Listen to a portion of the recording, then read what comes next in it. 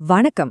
நம்ம கஷ்டப்பட்டு சம்பாதிக்கிற பணம், நம்மளோட சேமிப்பு, அதை எங்கேயாவது முதலீடு பண்ணும்போது அது பத்திரமா இருக்குமான்னு ஒரு கேள்வி எல்லாருக்கும் வரும் இல்லையா?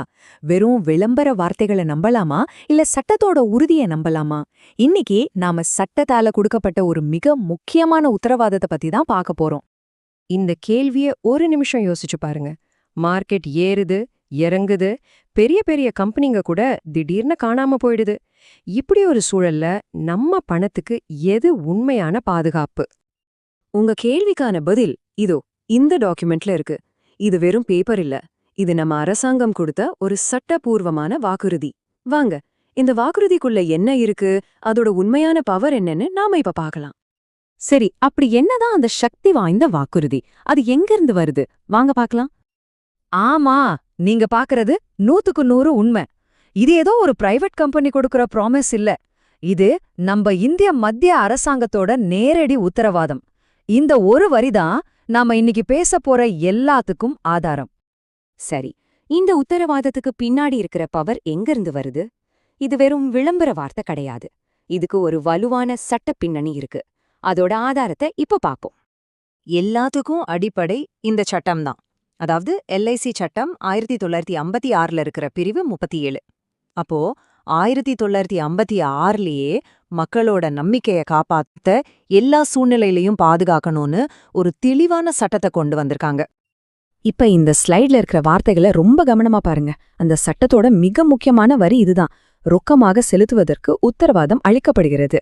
இதை விட தெளிவா டைரக்டா ஒரு வாக்குறுதியை யோசிச்சு கூட பார்க்க முடியாது. இதுல எந்த சந்தேகத்துக்கும் இடமே இல்ல. பொறுப்பு முழுக்க முழுக்க அரசாங்கத்தோடையது. அப்போ இந்த உத்தரவாதம் எதெல்லாம் கவர் பண்ணுது? ரெண்டு முக்கியமான விஷயம். ஒன்னு, உங்க பாலிசில உறுதி செஞ்ச தொகை, அதாவது சம் அஷ்யூர்ட். ரெண்டாவது, காலப்போக்குல அறிவிக்கப்படுற போனஸ். சிம்பிளா சொல்லணும்னா, உங்க முதலீட்டோட ஒவ்வொரு ரூபாயும் இந்த கேரண்டிக்கு கீழே வருது. இந்த வாக்குறுதிய இவ்ளோ பவர்ஃபுல்லா மாத்திர ஒரு முக்கியமான வார்த்தை இருக்கு. அதுதான் இறையாண்மை உத்தரவாதம், அதாவது சாவரன் கேரண்டி. அடுத்ததா இந்த வார்த்தைக்கு உண்மையான அர்த்தம் என்னன்னு பார்க்கலாம். சிம்பிளா சொல்லணும்னா, ஒரு கம்பெனி திவாலாகலாம், ஆனா ஒரு நாட்டோட அரசாங்கம் அப்படி ஆகாது இல்லையா? இறையாண்மை உத்தரவாதம்னா நம்ம நாட்டோட முழு நிதி வலிமையும் உங்க பாலிசிக்கு பின்னாடி நிக்குதுன்னு அர்த்தம். இதுதான் பாதுகாப்போட உச்சகட்டம். இந்த ஒப்பீட்டை பாருங்களேன். ஒரு பக்கம் ஒரு கம்பெனி கொடுக்கற வாக்குறுதி, அது அந்த கம்பெனியோட லாப நஷ்டத்தை பொறுத்தது.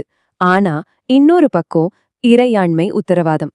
இது எல்ஐசியோட நிதி நிலையெல்லாம் தாண்டி நம்ம அரசாங்கமே நேரடியா பொறுப்பெடுத்துக்கிறது.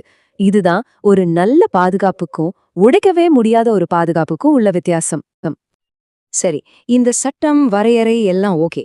ஆனா ஒரு பாலிசிதாரரா உங்களுக்கு இதனால என்ன பிரயோஜனம்? உங்க பணத்துக்கு இது என்ன அர்த்தத்தை கொடுக்குது? அதை இப்ப பார்க்கலாம். இந்த டாக்குமெண்ட்ல இருக்கிற 100% அரசாங்க உத்தரவாதம்ங்கிற இந்த முத்திரையா மறுபடியும் பாருங்க. இது சும்மா டிசைன்காக போட்டதில்ல. நாம இவ்ளோ நேரம் பேசிட்டு இருந்தோமே, அந்த பிரிவு 37 அந்த சட்டத்தோட நேரடியான அடையாளம் தான் இது. இதோட முதல் மற்றும் முக்கியமான பலன் என்னன்னா, முழுமையான மன நிம்மதி. மார்க்கெட் எப்படி வேணா போகட்டும், பொருளாதாரம் எப்படி வேணா மாறட்டும், நம்ம பணம் பத்திரமா இருக்குங்கிற அந்த நம்பிக்கை. ரெண்டாவது, முழுமையான பாதுகாப்பு. உங்க முதலீட்டை சுத்தி ஒரு சட்ட கவசம் இருக்குன்னு இது உறுதிப்படுத்துது. இது வெறும் வாய்வார்த்தை கிடையாது, நம்ம பாராளுமன்றம் ஏத்துன ஒரு சட்டத்தோட சக்தி. கடைசியா, இந்த உத்தரவாதத்தோட முக்கியமான நோக்கமே நம்பிக்கை மற்றும் நம்பகத்தன்மையை இன்னும் அதிகமாக்குறது தான். கோடிக்கணக்கான மக்கள் தங்களோட எதிர்காலத்துக்காக எல்ஐசியை நம்புறதுக்கு இதுதான் மிக முக்கியமான காரணம். சரி, நாம இந்த விளக்கத்தோட கடைசிக்கு வந்துட்டோம். இப்போ இந்த கேள்வியோட உங்களை விட்டுட்டு போறேன். எதுவுமே நிச்சயமில்லாத இந்த நிதி உலகத்துல ஒரு நாட்டோட அரசாங்கமே உங்க சேமிப்புக்கு நான் கேரண்டின்னு சொல்றேன். அந்த ஒரு வாக்குறுதியோட உண்மையான மதிப்பென்ன யோசிச்சு பாருங்க.